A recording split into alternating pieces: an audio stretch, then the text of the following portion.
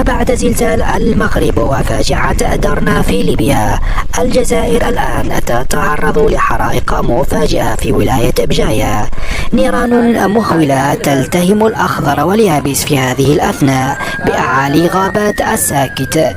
الحرائق تتسع بشكل رهيب جدا، والخطر محدق بالقرى المجاورة. الحماية المدنية الجزائرية في تسابق مع الزمن لإخماد الحرائق، فيما لم يسجل أي خسائر بشرية لحد الساعة.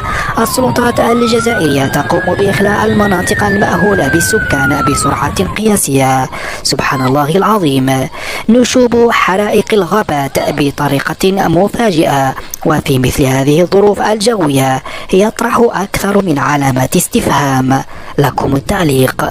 إلى هنا أقول لكم دمتم سالمين وآمنين، وفي الختام لا تنسوا الصلاة والسلام على رسول الله صلى الله عليه وعلى آله وصحبه وسلم. أترككم مع هذه المشاهد.